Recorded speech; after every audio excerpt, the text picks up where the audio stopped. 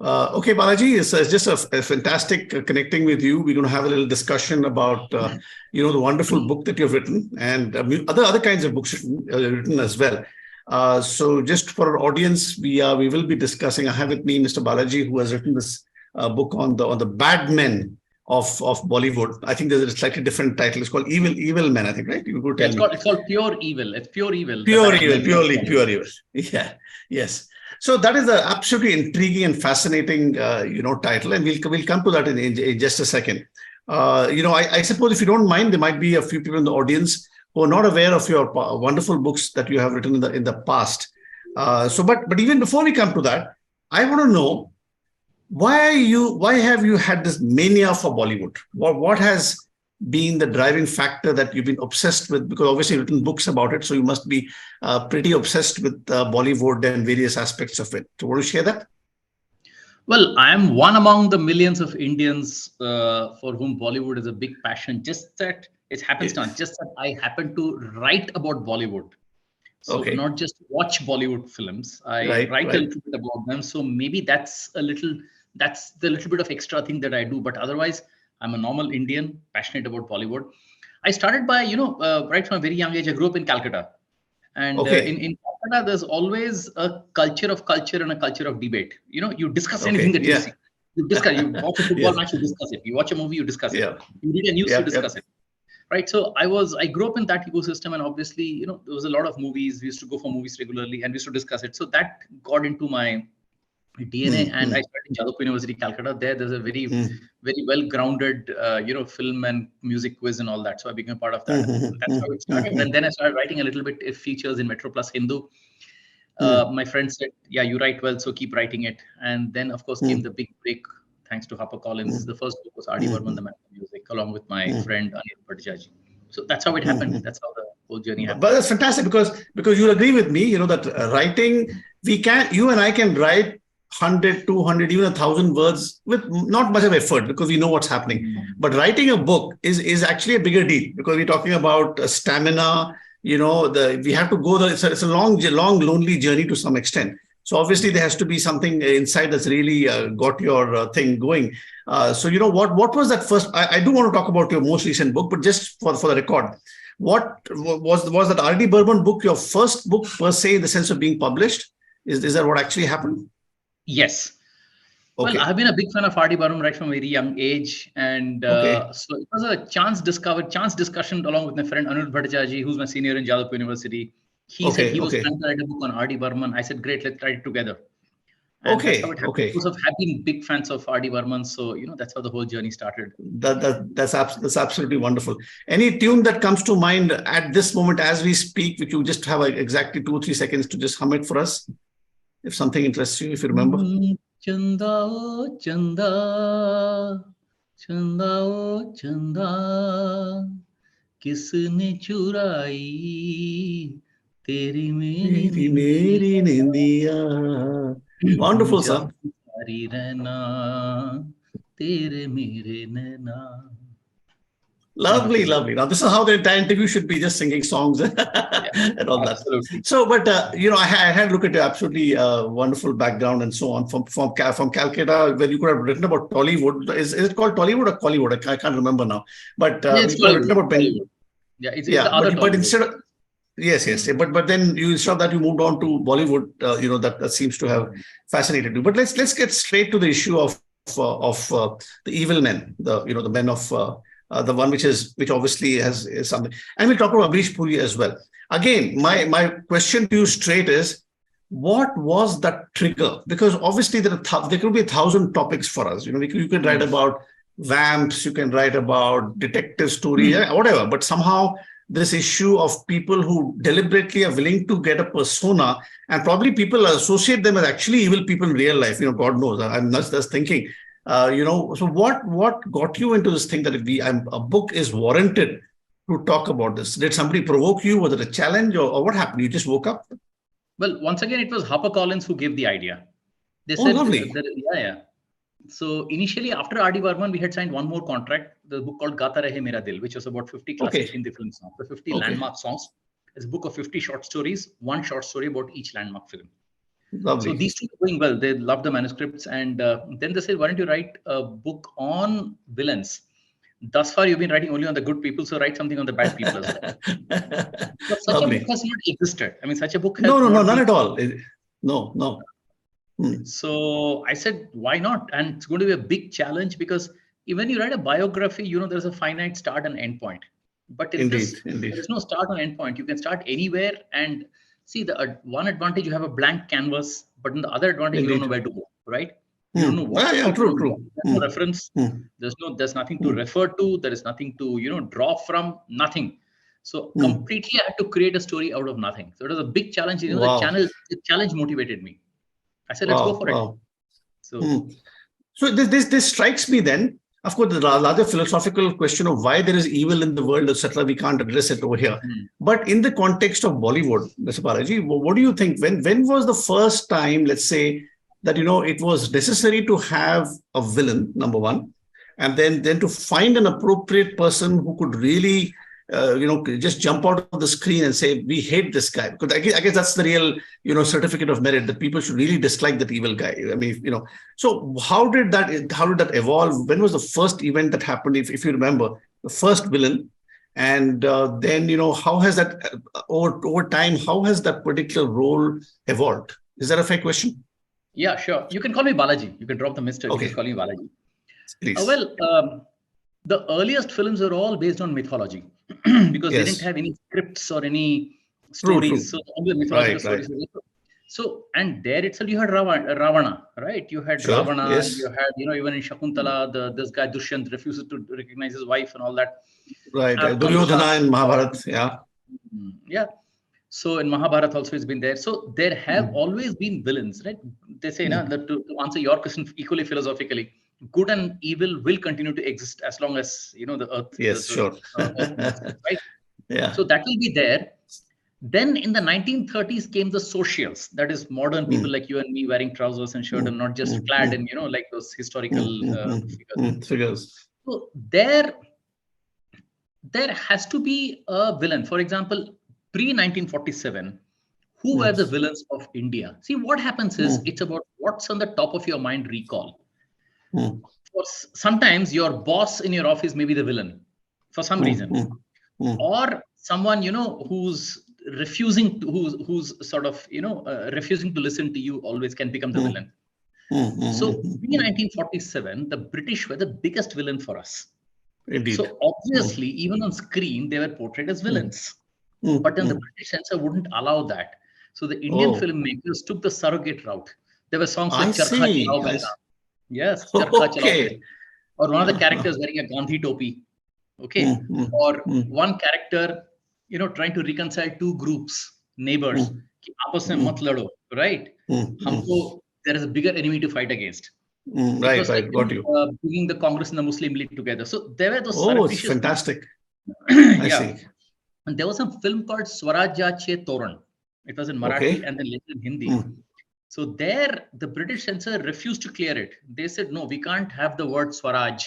Okay. Oh. And we can't show Shivaji, Chhatrapati Shivaji hoisting a flag. I Chop off see. these scenes. It was Shantaram film. So the film name was changed to Uday Kal. And I see. released. I see. The flag hoisting scene had to be removed. So this is the way our antagonists would push us back. Very interesting. So they were the first villain.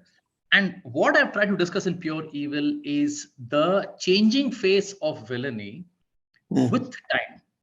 Why they were relevant. Certain types of villains were perennial, but certain types came and went as the society changed. Indeed, So one indeed. informed the other, and cinema is nothing but a sort of a portrayal of this, dichotomy between good and bad. Yeah. Right? It mirrors a society. So Pure Evil also tracks the changes in society, the political and the social history, and looks at what created these villains on screen. Because that's only a reflection of what's happening in the world. Of society. So, which begs the question, of course, is that, we do want things to nicely close. We ultimately want good to prevail over evil. That seems to be a recurring theme. Now, so therefore, I suppose if somebody came up with a movie where the evil guy ultimately managed to escape scot-free, I don't think that would really work. What do you say? I mean, I don't know if that is the way we like to believe But in real life, it doesn't really work like that, right? I mean, nasty people manage to thrive pretty well. What's your quick take on that? I want to talk about Amrish in a moment, but go ahead. Yeah, we want the good people to win, because when you're seeing on screen, we'd love to believe that that's what is going to happen, and that's what is going to happen to us as well. The good person wins. Right. But there have been films where the bad guy has prevailed and managed to get away. You look at a film called Saat Khoon Maaf. You know, that Priyanka Chopra's character, she murders 6 guys. Okay. And then she gets away scot-free because the 7th husband, she murders 7 husbands of her husband, 6 of her husbands. Okay. And the 7th husband is Jesus, because she becomes a nun. So she used religion to escape law. Or even in a film called Ittefaq, which was a remake of the 1970 Rajesh Khanna film, Ittefaq. The guy gets away. He has murdered his wife, but he gets on the flight which leaves for London and is gone. Right? So there have been films. Sorry, even look at Sholay. Ramesh Sippy didn't like the ending at all. He said, take my name out of the character's credits. I mean, the original scene showed Gabbar getting, killed, impaled on a long nail and getting killed. But then the censor said no, and that was during 1975, that period. No, we can't show, we can't show those kind of things. It's too horrific and all that, and we can't show that, police has failed. So the police comes in the last minute. So Ramesh Sippy's question was, of course, that was brave police all this while, when he was coming and looting the villages. Tab kya kar raha tha? So he said, then ultimately there's a compromise reached, but Gabbar actually gets away, right? He just gets arrested. Who knows? And if he ran away last time, he could run away this time as well. There's also Woody. They have been, for now to remind me, there's a Woody Allen movie, you may remember, I can't remember that, where he commits a murder, in fact, and actually he keeps, all his life, he wonders whether he'll ever get caught, and he actually never gets caught at the end. But certainly, we are fascinated by evil. They're the Yazidis of Iraq. If Iran, you maybe have heard of them. They actually worship evil, because they think if evil is such a cool guy, God is always one step behind, or there's always this battle. So there must be something cool about being evil. But that was a nice discovery I had done. Anyway, let's move on now to the evolving face of evil. And obviously, Amrish Puri is a center over here in our discussion. Now, his portrayal of evil, whether you talk about Mogambo or other kinds of things. I mean, there's a whole lot of stuff he's done, but for some reason, Mogambo sticks to us. But clearly, there are probably others, probably underrated or not as well known, which are probably equally good or even better. Who knows? So has there been an evolution in the manner evil has been portrayed? First of all, generally. Secondly, by Amrish himself. Is that a too complicated a question? No, it's not. The way villainy has evolved, in Bollywood. I have tried to categorize the villainy. For example, villain of the nation. There's a foreigner villain. There is a mafia. There are those street corner thugs. There is a psychotic. There is a sly relative. There is a cheating spouse. There is a backstabbing, business partner. And then there are dacoits. There are zamindars. There is a drug mafia. And then the Mumbai mafia in 80s. Or those grey ensembles in film like Jaagte Raho. And then you had the entire Mumbai mafia of the 80s and 90s and beyond. The corrupt policemen, the corrupt official, the corrupt lawyers. And then you had a Superman like villains in Dhoom and Cash and all that. So there are various cats. So if you look at villainy as one big black box, I've tried to open the black box and take out the goodies and arrange them in various logical sections. So what pure evil the Bad Men of Bollywood, what pure evil the Bad Men of Bollywood book is about? It's like a walk through the rogues gallery, where villains in shape, sizes, nuances are showcased. That's what the book is about, and it tracks a change in the society. Having said that, it's not a Gyan book. It's a pure Bollywood masala mainstream. Because I've interviewed about close to 50 people and for this book, and they give me a lot of anecdotes which has gone to enrich the book. So it makes for rich reading. It makes for pretty interesting trivia stuff, and But there's no moralizing, sermonizing about nothing like that. So let's go to Amrish Puri. Please continue. Please, I didn't mean to interrupt you. You were saying the same thing. Please continue. Coming to Amrish Puri, his journey also has been like that of a hero, though he's been a villain. He struggled for a good 20-25 years. Actually, he did some plays. He did well in plays. He got a good name for himself in plays. If you look at Hayavadan and I'm just trying to remember some of the very famous plays that he did. For example,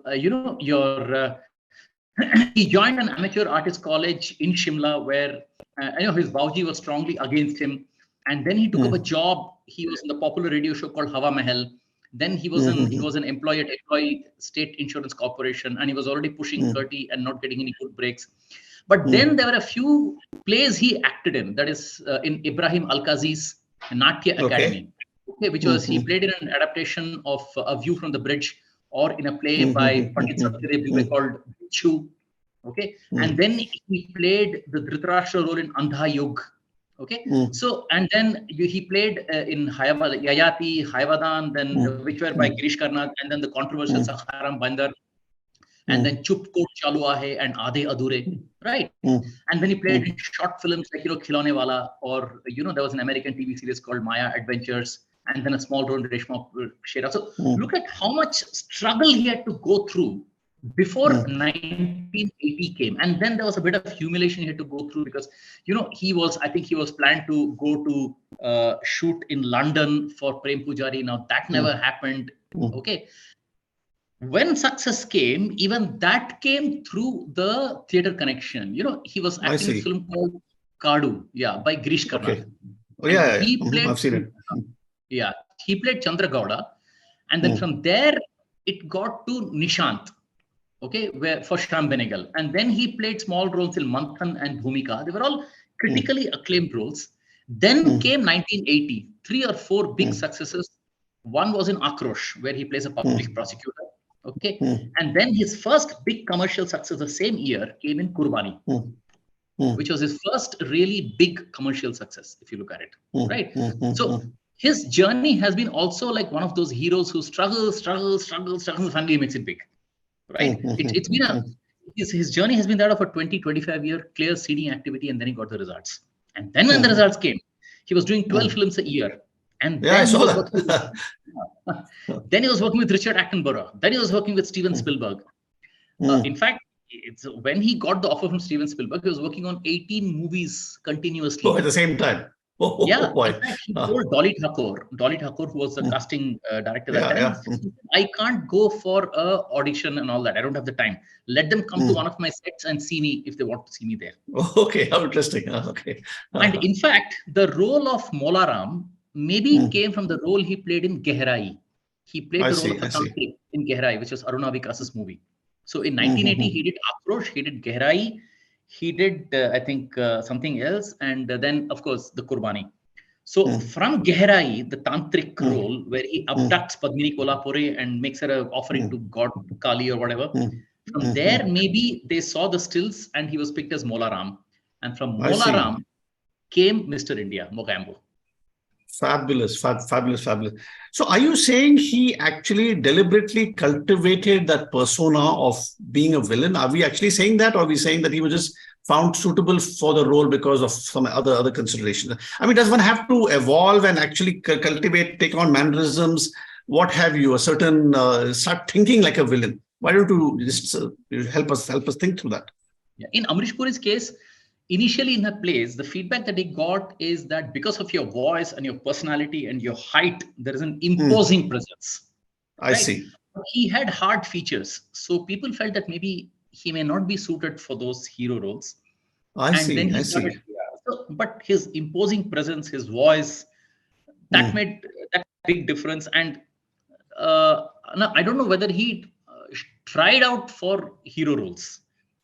Because see, he was looking for any role because he was living with his brother. I see. Bombay, and he said, I was so embarrassed because, I didn't want to be a burden on him. That's why I took up a job at State Insurance Corporation. I did those small bits in Hawa Mahal in All India Radio, looking for bits in the job. So really, it didn't matter what role came. So when Kadu came, or Reshma or Shera, nothing even close to a hero's role, right? He picked it up. And then people said, he looks good in character role. So that stuck. I see. We just went with the flow. But again, he was already in his late 30s, and also maybe he wouldn't have been suited for hero roles either. That's not way. But looking between 80, I think 85 is approximately the time. 85, 87 is what we're talking about. Let's assume for a moment, going to about the time when he passed away in 2003 or 4, something like that, if I'm not mistaken. Let's say the 20-year period. I'm thinking in your analysis, because we're also talking about doing 12 movies a role on average. So we have a whole lot of stuff to actually look at, how he's been portraying himself, and whether there's been I don't even know how to use it, if that word is appropriate, a maturing or kind of an evolution of his villainy. Is there something we can say we can actually observe, the latter Amrish Puri versus the earlier one? See, Amrish Puri post Kurbani, okay, that is after his first commercial success. Some of the roles are very similar to each other, right? If you look at, the tantric role or the spiritual villain, it was either that, or he was at head of a big of a honcho mafia, honcho. Because it was working, and the distributors and the filmmakers felt, let it work, let it keep working. And he had got international acclaim, so he was getting more accepted at home as well. So let it keep working. And when Mogambo happened, nobody was going to let him go, right? They wanted to milk more of it. So as an actor, I thought he had much more variety than what the industry allowed him. Okay. If you look at a role like your Ardh Satya, he was not a villain, but he was one wife abuser. He used to slap his wife, and Anant Velankar says that meri maa ko marta hai, right? So where he's a poor soul lying in one corner of the house, even his son doesn't को कोई भाव नहीं देता है. हाँ, ये बोलता है मेरा हुक्म है, तुम्हें शादी करने पड़ेगी. बोला भाड़ में जाए आपका हुक्म. Om Puri says that भाड़ में जाए ना, right? So in a way, he's wanted, unwanted is discarded. So he plays a very sad sort of a bad man, So now the big contribution which I saw Amrish Puri making, if you look at the roles in Mogambo, and then your Tehelka, okay, or in Oh Darling Ye Hai India, right? In all those roles, somehow he had created a niche for himself in these caricature harlequin type roles, foreigner villains, right? Like he plays Don Quixote, okay, or Wong Kabhi Wrong Nahi Hota, okay, in that other movie called right? Those quirky dialogues, those very, very strange looking face, and he plays a foreigner. Even Mogambo was a foreigner. So there was a comedy embedded harlequin joker sort of a role, right? That he had created a niche for himself. But he essayed these roles with a lot of command and poise. I mean, he was never a clown, unlike, say, a Shakti Kapoor. He was never a clown. He was a joker. In fact, there was a movie, I don't remember the name, he played a Jack Nicholson type role. You can see that. I see. There on the net. I see. Yeah, that movie was never released. So he may have been the joker, the cruel joker, but never a clown. So he actually created a niche for himself. There's a big contribution he made. And then, of course, who can forget his DDLJ role? The typical, the watershed cinema, the watershed movie, right? DDLJ mein kya hota hai? They're a London-based Indian family, Punjabi family, but still steeped in traditions. Yet, they are stepping to the new generation. It's an India which is liberated now. India's software power is power now, leading the whole country. Rupee devaluation, we are ready for exports, and software boom is happening. Y2K is coming, computer aa gaya, we are becoming the export of the world and all that. But yet there is this Baldev Singh who says, no, my daughter usi ki shaadi karegi jisse main, by my family tradition. So in a way, that poor man was caught between the old and the new, the Punjab village that he had grown up and the London that he's seeing. Okay, and what he sees in London, he sees those brats who run away with, a crate of beer in the night and all that. He's seeing aajkal ke ladke are hooligans, right? So he's got this very iconic thing. Look at how well he portrays the role of being an antagonist without being a villain. He says my belief, which is the most. And then it takes till the last 4 minutes of the film for him to change his mind. Then he shifts. I see. Right? The train nikal gayi station se. Then he turns around. So I thought that really his contribution from the mid 70s onwards, when he started playing roles in Manthan or Bhumika. Remember small roles, but you remember those roles. Bhumika, he plays, the master of Smita Patil. She was living with him for some time, right? Very small, critically acclaimed roles. And then Kadu came, then Akrosh. Akrosh is a fantastic role. He was a public prosecutor. He was trying to bully Nasiruddin Shah, who was a defense attorney. So I think he really left a big mark from 1977 till his very end. Till the very end. But tell me something. This is again we'll step back into philosophy just for a moment. These kinds of extremely taxing roles. I'm saying taxing because you're talking about character roles, and you really have to feel the part to be really credible. I'm guessing. I'm not an actor, but I'm imagining that must be the case. Do you think these things have a fallout on his persona in in real life, if that's the case? Did it actually happen, or is that going too far? No, I don't, because he's a theater actor, right? Right. They get into that same role evening after evening after evening. Right. But over years, we talk about 30 years. Yeah. Yeah, over 30 years, he plays a role, gets out of it. I haven't read anywhere that it had any bearing on him, right? Okay. In terms of his, but I know another actor, Nawazuddin Siddiqui, which he wrote. Yeah, we know about now. The serial killer he plays in Ravan Raghav 2.0. Yes. It actually affected him. He actually got into a lot of mental turbulence and all that. And when he was playing that serial killer, okay, which is based on a real life or Raghav Ramanna who played that role. So it affects a few people. It doesn't affect a few people.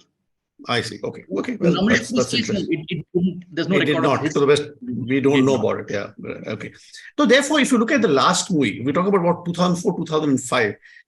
His portrayal, if you were to do a critical comparison between that, because that was towards, if we can call it, the end of his career pretty much, versus some highlight in the past, how would you compare it, Balaji? How would you compare the two?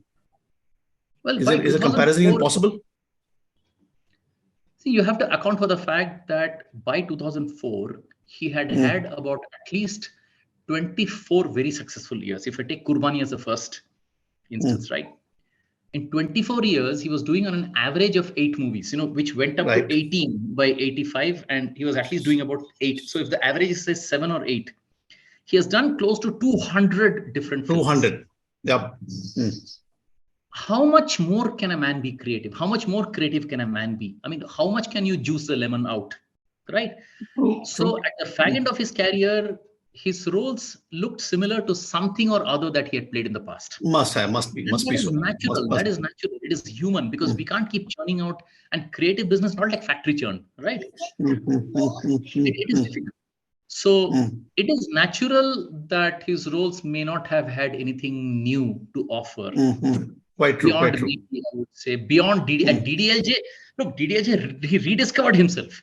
He was neither a tantric, he was neither Molaram, nor was he Mogambo, nor was he, the villain of the country, nor was he a sexual pervert like what he was in Tehelka, or not that image wala he stands in the front of a mirror which has got 20 mirrors, right? And then he loves to look at 20 images of himself and say and sort of exult and all that. And DDLJ, he comes to actually an understanding father, but who understands too much. He cares too much. Yeah, I see. Right. So he's done just about everything. Also, if you remember, in 2001, there were a couple of path-taking roles. He played a Pakistani ISI commander who was preparing the Islamic bomb. Okay. It was called The Hero, Priyanka Chopra's first film, Sunny Deol.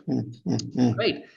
In that film, actually plays a Pakistani commander, okay, and who's also an ISI head or something. Yeah, sorry, he plays the ISI head of the ISI. I think that was one of the first occasions where ISI was really shown as a villain. Earlier, it used to be war movies in Pakistan. Okay. Interesting.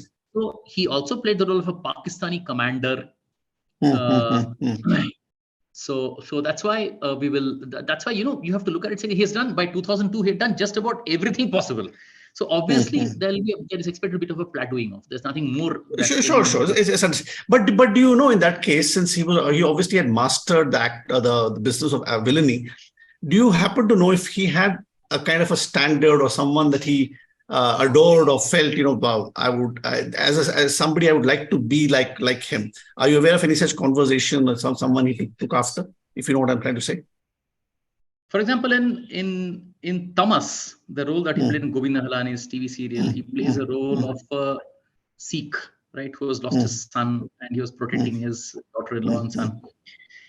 He remembered a Sikh who used to recite those Gurbani or something. So he said, I actually had in my mind the image of that person, and I exactly brought it into my role. That's nice. And he discussed that with Govinda Halani. He played that role. Or the role of the Muslim that he played in Reshma or Shera. He had to reprise that role in some other movie. He said, I brought that same role out here because that worked well in Reshma or Shera. I brought that same role. I see.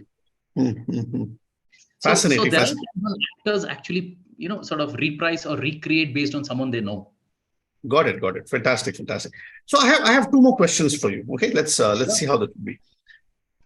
we talk about 2023 now. Life has changed. It's almost 20 years since he moved on. Everything is upside down. I'm not sure if you're personally aware of the metaverse and, a whole lot of other new artificial intelligence that's coming, et cetera, et cetera. I wonder if we can do some crystal ball gazing and imagine what might he have, would he have been thriving in this, in the modern context? What would he have been like in this particular time? If people had allowed him to experiment, he could have, I think, still brought out something new, right? But you try to overcrowd him with, all visual effects and sound effects and everything, then unfortunately, you're not going to get the best of the actor. I see. Depends on how optimally you use him. Because Amrish Puri coming in even for 2 scenes will make you remember that film just for those 2 scenes. I guess so. Yeah. Right. So don't splash Amrish Puri on all the frames of the film. If people had said, let's use him effectively only for those 2 or 3 scenes which have impact, I think he could have still survived. Not just survived, he could have made a difference to cinema, even because a good actor is a good actor. Fantastic. So I think this is a book, everyone who's interested in the persona, first of all, Amrish Puri, but obviously the whole issue of villainy and, fascination with why are people evil? Why do they enjoy being evil? And I guess certain kinds of people enjoy that whole act. I think there's a mental issue about that.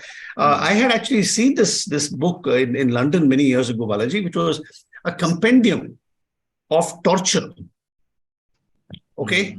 Somebody has put together this entire book of, how people have tortured through the ages, So obviously we are that whole thing is of some peculiar vicarious interest, to all of us in some way. And then portraying itself is probably fascinates us considerably. But so I think this is something I'm hoping that the, viewers of this video will look forward to reviewing your book and understanding. And maybe, if they want to look at how to be a villain, we might get some interesting tips here by looking at all this. So on that note, I'll come to the close now. We're running out of time, I believe. Would there be one unusual fact, and there may be many, you can just give away one if you like, about him, that most people, film buffs in particular, obviously, but otherwise as well, wouldn't have known about him. We just have this view of him, but there may be more to the man in both acting or even personally or something else. Was he, for example, a secret, Buddhist monk nobody knew about, that kind of thing? Something unusual that you'd like to share with us that most people don't know? No, he was a family man, in the sense he was very close to his brothers. He was respectful of his Bauji, that is his father. He was terribly scared of Bauji because he used to discourage him from acting and all that. Oh, I see. Yeah. In Kurbani, you remember he falls into the fish tank and dies, right? Okay, yes. Okay. He keeps his eyes wide open. Yes. His eyes don't blink. That he had picked up when he was acting in another play many years ago. There were mosquitoes all over, but he had to keep his eyes open. And that same practice he used in Kurbani to keep the eyes open even while he was inside the fish tank. That's the level of hard work he puts into his acting. Is it in the book? Have you mentioned this in the book? Yeah. No, it is there in The Act of Life. It's an autobiography by Jyoti Sabharwal. Autobiography by Amrish Puri with Jyoti Sabharwal. Got it. Okay. That's really, really, really fascinating. So I think this has been an absolutely wonderful product, very, very informative for me, Balaji. I really, really appreciate this conversation. Much too short, if you ask me. I think we could have talked for at least another 2 or 3 hours at the very minimum. And thank you so much for your time. Thank you for shedding light on the man, the enigma, the wonderful, the craft, the sheer mastery that he had. So thank you so much, and we're looking forward to the book. And obviously, perhaps you and I will meet in the very near future. Of course. Thank you so much. Pure Evil, The Bad Men of Bollywood, published by HarperCollins. The Bad Men of Bollywood. Perfect. Evil, Wonderful, sir. Nice meeting you, and look forward to meeting you again very soon. Yes, same here. Thank you so much. Take care. Thanks. Bye-bye. Bye-bye.